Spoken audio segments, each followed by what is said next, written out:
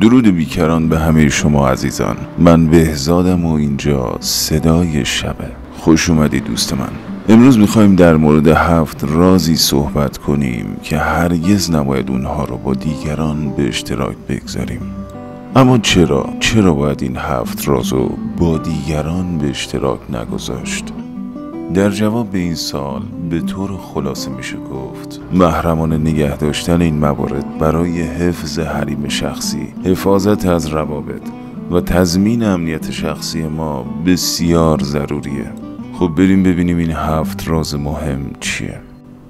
راز اول اطلاعات مالی شخصیه. آخه چرا باید جزئیات مربوط به درآمد، پسنداز، بدهی و سرمایه گذاری و خلاصه اطلاعات مالی رو در اختیار دیگران قرار بدیم؟ به اشتراک گذاشتن این موارد میتونه موجب سوء استفاده یا قضاوت دیگران بشه. پس بهتر این کار رو نکنیم. مورد دوم که بسیار حائز اهمیته، به اشتراک گذاشتن رمزهای عبور و اطلاعات امنیتی ماست. چرا باید رمزهای عبور مثل ایمیل، کارت‌های بانکی، اطلاعات مربوط به شناسنامه و کارت ملی و غیره رو در اختیار دیگران قرار بدیم؟ هیچ دلیلی نداره.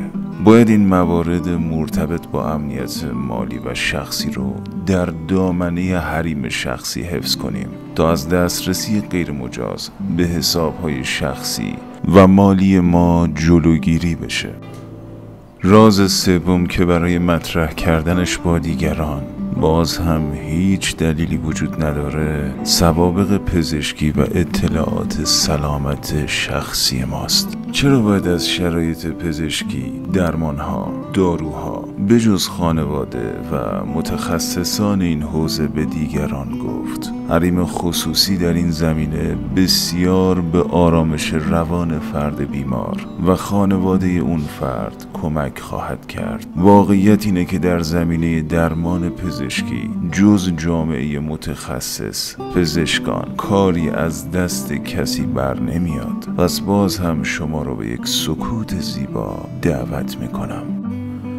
راز چهارم مسائل مرتبط با روابط شخصی شما، چه روابط عاشقانه چه روابط خانوادگی. قانون مهم اینه که مسائل مربوط به این روابط باید به صورت خصوصی حل بشه. در قدم بعدی از افراد معتمد و آگاه با کسب اجازه از طرفین برای حل مسائل استفاده بشه و در نهایت استفاده از مشاوران متخصص در این زمینه توصیه میشه. پس مطرح کردن این موارد با دیگران هیچ دلیل منطقی نداره.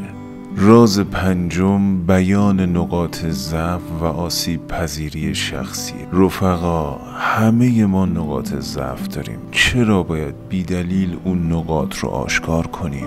بیان نقاط ضعف به دیگران متاسفانه موجب سوء استفاده خواهد شد. به نظر شما بهتر نیست اون رو با یک دوست یا درمانگر قابل اعتماد مطرح کنیم؟ راز ششم اطلاعات کاری ماست. دوستان، اطلاعات کاری ما مثل اسرار تجاری، جزئیات حساس مربوط به کار ما نباید خارج از موارد کاری افشا بشه. از قدیم گفتن هیچ کاسب خردمندی فوت و فن کوزه‌گری خودشو برای دیگران برملا نمی‌کنه. اگه این مورد رو هم نقض کنیم حتما آسیب خواهیم دید. راز هفتم برنامه ها و اهداف آینده است. قبول دارم، درسته.